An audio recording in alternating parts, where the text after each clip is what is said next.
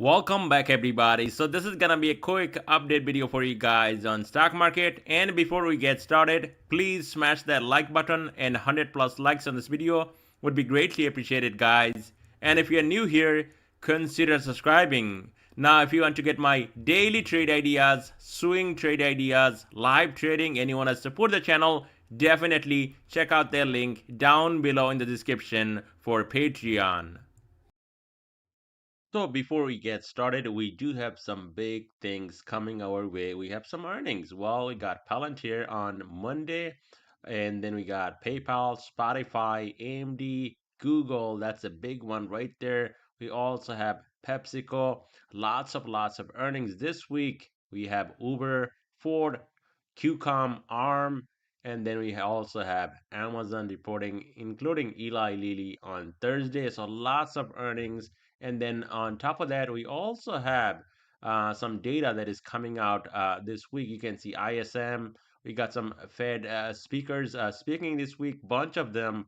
Then we have Joel's job opening on Tuesday, followed by on Friday. I think we have jobless claims and unemployment rate. So lots of things happening this week, and there's gonna be lots of volatility once again in the market, especially with Trump going after a lot of these countries and putting a lot of tariff on those countries for their products that is actually coming in here in US. With that being said, we got Dow Jones going down on Friday 0.75%, Nasdaq going down 0.28%, S&P down 0.5%, and Russell down 0.90%. Here's 11 sectors that makes up S&P 500, and you can see only communication services on top. Pretty much everything in deep red, and especially energy taking a massive beating down over 2%. We got basic materials also down, industrials, consumer defensive, utilities, everything pretty much down on the day. Stock market map, what we got here on stock market map, we got Microsoft flat, Nvidia taking another beating down almost 4%. We got Google going up almost 1.5%, Meta flat, Amazon up 1.30%, Tesla closing in the green up 1%, and Amazon going down 0.67%. So, it's all over the place, and you can see energy sector down here, especially big names like XOM and Chevron, both are down, and Chevron down almost 5% on the day. On triple Q, it's down 0.15%, so basically a flat day. But I have this weekly chart right here on my screen, and you can see we got a green body, inverted hammer on last week's session. And you can see at the end of the week, especially on Friday, we went up all the way up to 531.52 and ended the day pretty much near the lows. And then we were down actually a little bit more right after closing. So closing right here at 520, we did hold this 5-week moving average, but you can see right after closing, we saw a bit more sell side activity here on Qs, and this thing came back. But yes, overall trend is up, and we're just coming off from this high on Friday, and not quite closing down here, especially on Monday's gap down on deep six. So yes, it's down on Friday. I mean, technically, if you ask me, I would be more neutral to this, pullback. Yes, there were some sellers on Friday, but also buyers stepped up near right here, this slowdown here, 510 gap fill reversal. And also, if you keep that in mind, where we saw that big, move to the upside last week, and we got far overextended from this 5-week moving average right here, and then we came back in this week. So, nothing really bad when you look at the technicals, but, things can quickly change. Also, I want to mention that weekly, it's not there yet, but this could be a double top unless we take down this neckline, which is at 503, and so far we're well above 503. Now, talking about trading, well, a lot of people nowadays think like, you just go in there and you make money. It's so simple and easy. Anybody can, put out a trade idea and there it goes. It's money, right? No, it's not so easy. So Friday, let me just show you guys what happened on Friday on Qs and how we managed to get this, nice setup on Qs, and then was able to cash in on puts. And this was a really fantastic play. And here's my X account. And if you guys are on there, definitely give me a follow. And there is no subscription, nothing here on X. Is totally free. Now, here you can see on Triple Q, got in right here on Q's 525 puts. And this one here was at 10:02 a.m. in the morning Eastern time. And if you look at the time, it was trading near 5:31. Fast forward just after a couple hours, what happened? 1:34 p.m. it was down $5-6. We took profit right here on this play. And the runners, I waited just a little bit longer, and they were down even more. So closed out completely, and this was really a fantastic trade idea. And you guys saw it. So, we kind of shorted right here pretty much on Qs, and then took that benefit all the way down. And it was really nice setup. So now, like I said, a lot of people think it's so easy just, giving out trades, and, these people are just making money. It's not easy. I pay for lots of data that comes in every week, analyze everything, and then I got to look at the news. I got to look at everything before putting out something, because, if it's a loser, obviously, first of all, I'm going to lose money. And then putting out that losing trade will cause more issues. People that are following my trades, they're going to lose money. And the stop loss is definitely a key. Now, all these ideas you see, and I was just showing you guys one trade idea here. These are real trade ideas, and the profit was fantastic on Friday. So people that are really serious, I'm running the Patreon in a different way, especially quality over quantity. And people that are serious, I'm taking those people really serious and trying to, make something better and greater. So if you're one of those, guys out there, or ladies that actually really focus in trading, they want to learn, they want to benefit from this, trading group, definitely then this Patreon group is for you. And definitely check out the link down below in the description. Only if you're serious, and if you're not, this is not for you. With that being said, Qs you can see holding on to these moving averages. So not technically extremely bearish. You can see low,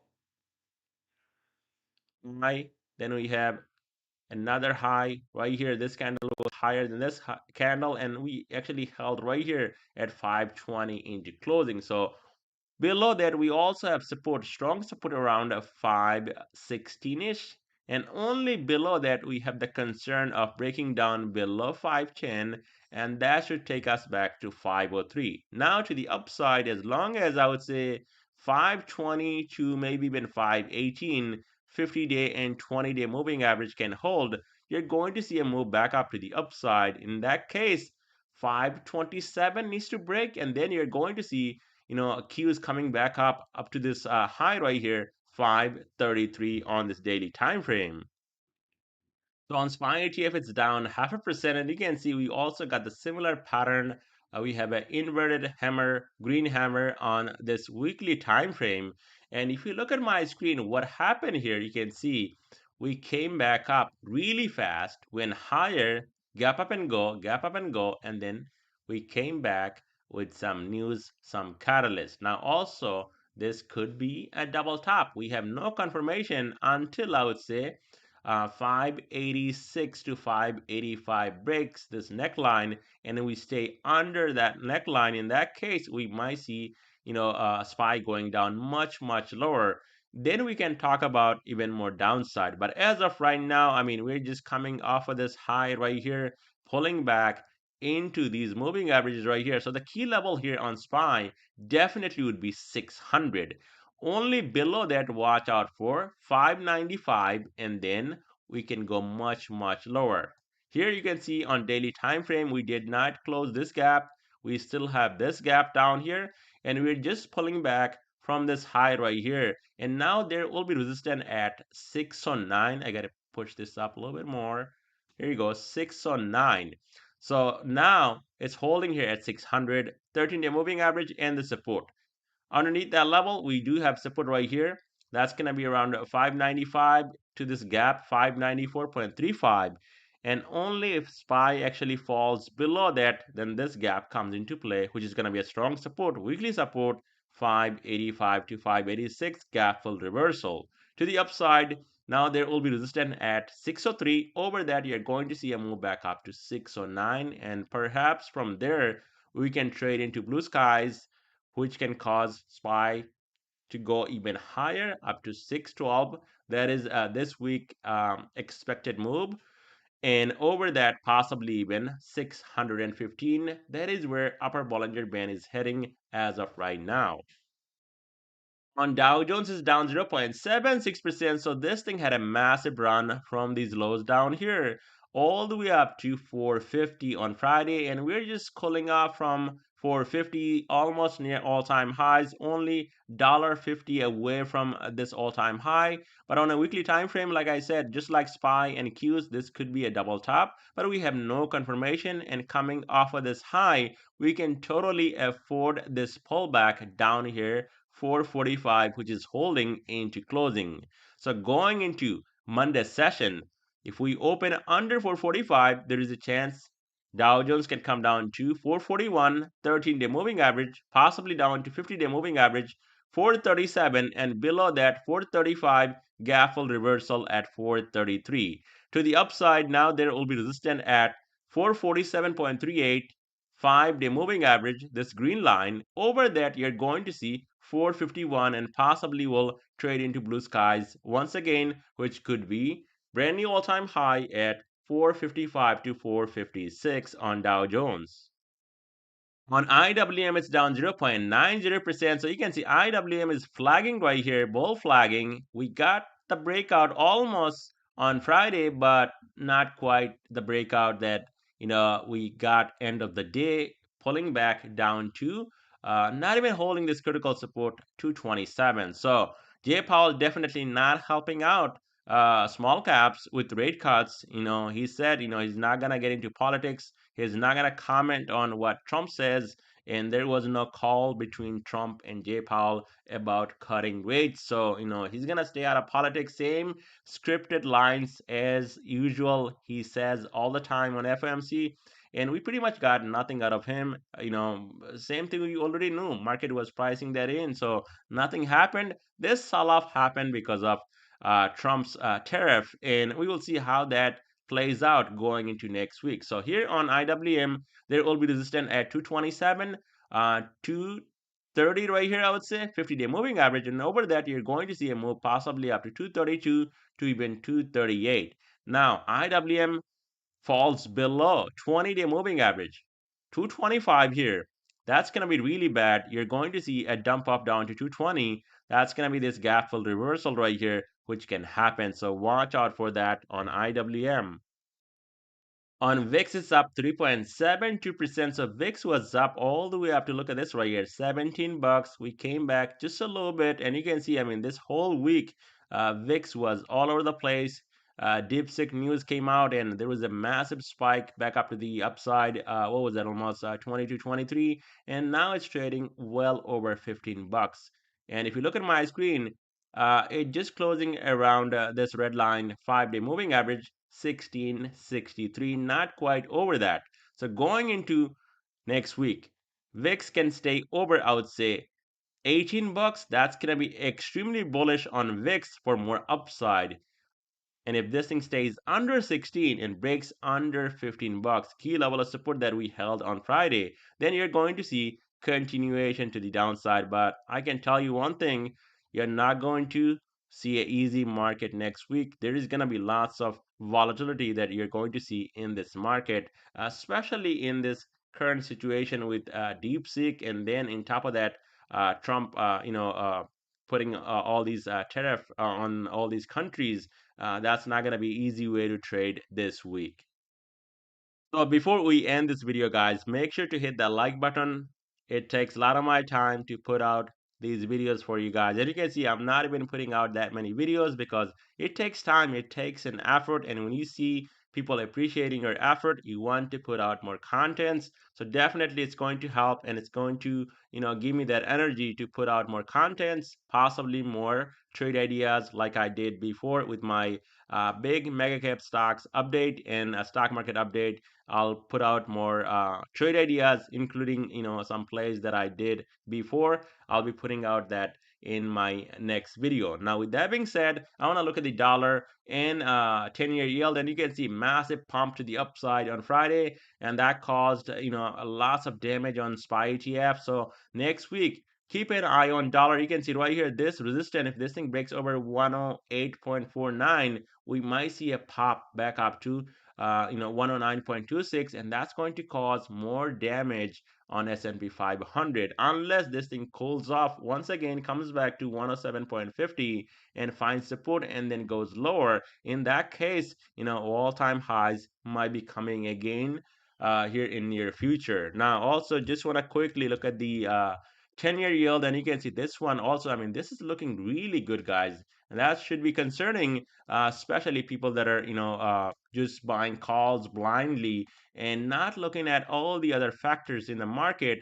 What do you see here on my screen? Absolutely a rocket looking, wedge, bull flag, whatever you want to call it. And if this thing breaks out over 405, 4.5, 4.57, you're going to see this thing spiking back up, and that's going to put lots of pressure, especially on heavy growth sectors like Nasdaq 100 and even on S&P 500. So TNX looking really bullish for this breakout to happen. It can happen. It did happen right here, and if this happens again, market, you got to be just careful, especially going long. Like a lot of people nowadays, they just chase everything and go long anywhere without looking at it. So just be careful, guys, out there, because lots of things are happening. We are trading near all-time highs. That's the concern. Whenever we are trading near all-time highs, there's always a possibility where things can cool off. I'm not talking about a big crash and anything. We will see that if that comes.